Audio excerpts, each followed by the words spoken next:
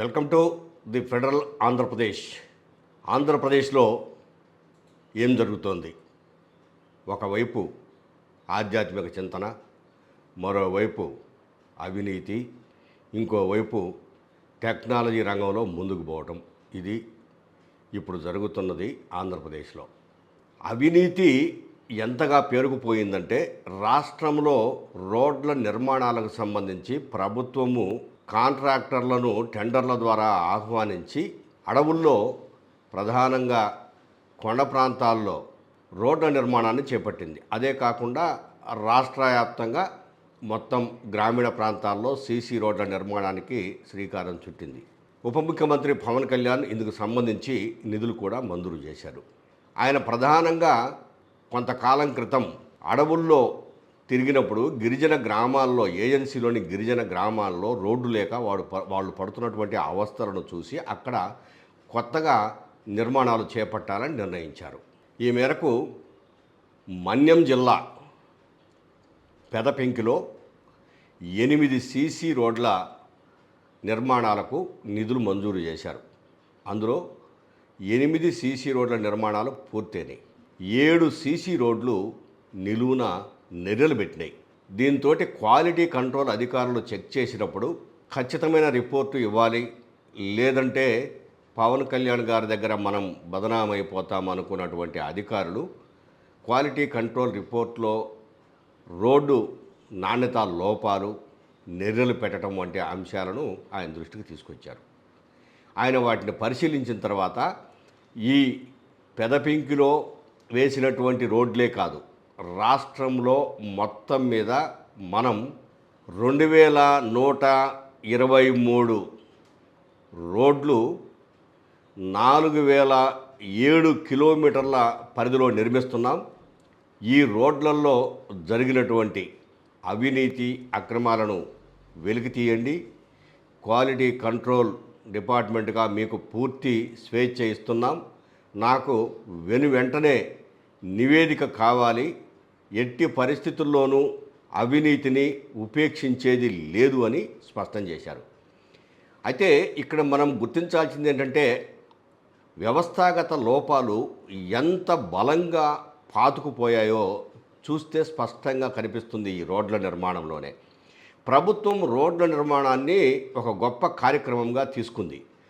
రాష్ట్ర వ్యాప్తంగా అంటే ఎన్నికలకు ముందు ఇచ్చిన హామీ ప్రకారము రాష్ట్ర వ్యాప్తంగా చాలా చోట్ల రోడ్లు గుంటలమయమైపోయినాయి. ఈ రోడ్లని బాగా చేయాలని చెప్పేసి R&B రోడ్లతో పాటు పంచాయతీరాజ్ రోడ్లను కూడా బాగు చేసే కార్యక్రమాన్ని చేపట్టింది.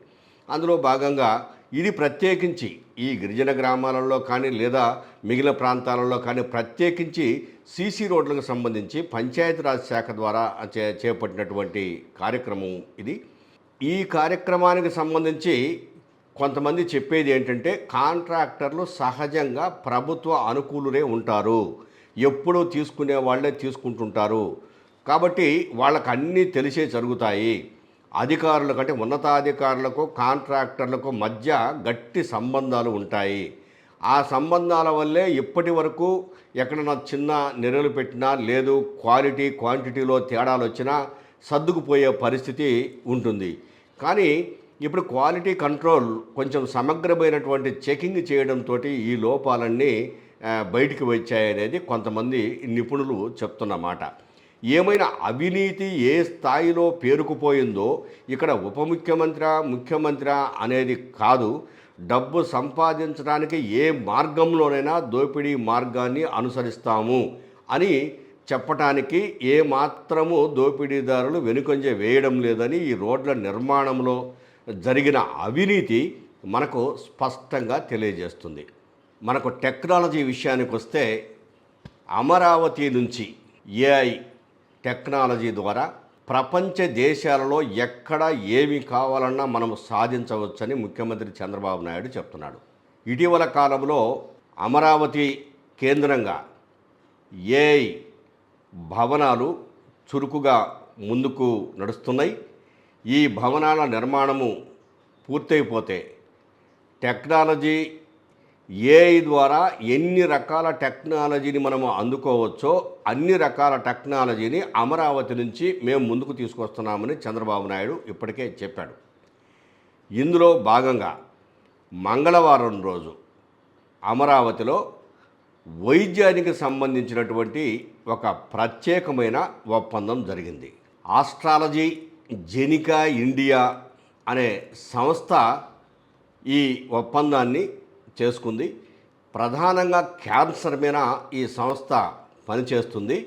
అయితే ఇప్పటి వరకు మనకు తెలిసింది ఏంటంటే క్యాన్సర్ అటాక్ అయితే తప్ప మనకు తెలియని పరిస్థితి. క్యాన్సర్ వచ్చిందన్న తర్వాత మనకు కీమో ఇవ్వడము లేదు మిగిలిన రకాల వైద్యాలు చేయడం వల్ల అనారోగ్యం పాలవుతున్నారు. ఒక్కొక్కసారి కొంతమంది బతుకుతున్నారు, కొంతమంది చనిపోతున్నారు. కానీ ఇప్పుడు ఈ ఒప్పందము, ఈ కీమోథెరపీ ఇలాంటివన్నీ ఇప్పటికీ మనం చూసాము. కానీ భవిష్యత్తులో అసలు క్యాన్సర్ కణాలు ఏ రకమైనవి ఎలా వస్తున్నాయని గుర్తించేటువంటి కార్యక్రమము ఈ వైద్య రంగంలో అద్భుతమైంది. దీని ద్వారా ముందుగానే క్యాన్సర్ను అంటే ప్రధానంగా రొమ్ము క్యాన్సరు, ఊపిరితిత్తుల క్యాన్సరు, ఈ 2 క్యాన్సర్లను గుర్తించే కార్యక్రమాన్ని ఈ ఒప్పందం తెలియజేస్తుంది. ఇవి గుర్తించడానికి జన్యుపరమైన అంశాలను ముందుగా శాస్త్రవేత్తలు తీసుకుంటున్నారు. జన్యువు పరంగా వచ్చేదాన్ని ముందుగానే గుర్తించవచ్చు. దీనిని ప్రిసిషన్ ఆంకాలజీ అని అంటారు. జినోమ్ క్యాన్సర్ కణాల్లో జన్యు కణాలు గుర్తించి ఆ జన్యువు ద్వారా ముందుగానే అంటే వాళ్ళ కుటుంబంలో ఇంతకుముందు ఎవరికైనా ఇట్లాంటి ఉన్నాయనే ఒక సమాచారము లేదు, ఉన్నా లేకపోయినా జన్యు కణాల ద్వారా వచ్చే క్యాన్సర్ను అంటే ముందు ఈ వ్యాధిని గుర్తించడానికి జన్యువును, వ్యాధిని, మెడిసిన్ యొక్క ప్రతిస్పందనను గుర్తించే విధంగా ఈ ప్రిసిషన్ ఆంకాలజీ అనేది సూచిస్తుంది. ఆ సూచనల ప్రకారము వెంటనే మనకు క్యాన్సర్ కణం అటాక్ కాబోతుంది అని తెలిసి వెంటనే వైద్యం చేస్తారు. ఆ తర్వాత ఆ క్యాన్సర్ కణాలు శరీరంలోకి వచ్చే అవకాశమే లేదు. ఈ విధమైనటువంటి టెక్నాలజీతోటి అమరావతి నుంచి క్వాంటమ్ టెక్నాలజీ ద్వారా, ఏఐ ద్వారా అడుగులు వేస్తున్నామని ముఖ్యమంత్రి చంద్రబాబు నాయుడు చెప్తున్నారు. నిజానికి క్యాన్సర్ను ముందుగానే గుర్తించి ప్రివెంటివ్ ట్రీట్మెంటు ఇవ్వడం అనేది ఇప్పటి వరకు లేదు. ఇక రాబోయే రోజుల్లో అమరావతి నుంచి ప్రారంభమవుతుందని చెప్పడం విశేషం. ఇది ఒక మంచి పరిణామం.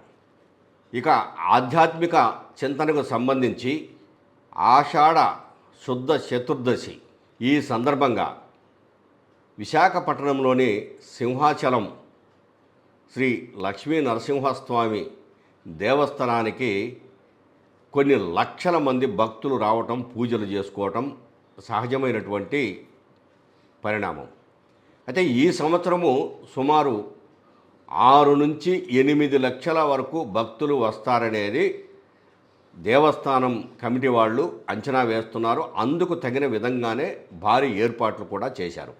ఎక్కడైనా దేవాలయానికి నేరుగా పోవడము, దర్శనం చేసుకొని రావడం మనం చూస్తూ ఉంటాం. అయితే ఇక్కడ ఈ సింహాచలం దేవాలయంలో లక్ష్మీ నరసింహస్వామిని దర్శనం చేసుకోవడానికి ముందు జరిగే కార్యక్రమం ఒకటి ఉంది. అదేంటంటే సింహాచలం కొండ చుట్టూ దాదాపు 32 కిలోమీటర్ల దూరము తిరగాల్సి ఉంటుంది. ఇంత దూరము అంటే ఒక రాత్రి ఒక పగలు అనే టైము లేకుండా కొండ చుట్టూ గిరి ప్రదక్షిణ భక్తులు చేస్తారు. ఆ గిరి ప్రదక్షిణ అయిపోయిన తర్వాత స్వామిని దర్శించుకుంటారు. ఆ స్వామిని దర్శించుకోవడానికి కూడా 28, 29 తేదీలు ప్రత్యేకమైనవి ఈ విధంగా దర్శించుకోవడానికి. ఈ తేదీలలో ఎక్కువ మంది భక్తులు రావడం విశేషం. గత సంవత్సరము ఇలాగే కార్యక్రమం నిర్వహించేటప్పుడు చందనోత్సవం సందర్భంగా అక్కడ కట్టినటువంటి కాంపౌండ్ గోడ కూలిపోవడము, ఒక 8 మంది భక్తులు దాని కింద పడి చనిపోవడం జరిగింది. అటువంటి పరిణామాలు ఏమీ ఉత్పన్నం కాకుండా కొండ చుట్టూ రెస్టు తీసుకోవడానికి గదులు, మంచినీరు, విశ్రాంతి గదులతో పాటు లెట్రిన్సు లేదా బాత్రూములు, ఇట్లా అన్ని సౌకర్యాలు ఏర్పాటు చేశారు. బుధవారం రోజు ముగుస్తుందంటే ఈరోజు సాయంత్రానికి ఈ దర్శన కార్యక్రమం ముగుస్తుంది. ఆ తర్వాత సర్వసాధారణంగా ఉండే దర్శనాలు ఈ కార్యక్రమం అంతా ఉంటుంది. ఇది ఒక ప్రత్యేకమైనటువంటి కార్యక్రమం. సింహాచలం దేవస్థానంలో జరిగే కార్యక్రమం. ఈ దేవస్థానానికి ఒరిస్సా, ఛత్తీస్గఢ్ రాష్ట్రాల నుంచి కూడా భక్తులు అధిక సంఖ్యలో రావడం విశేషం.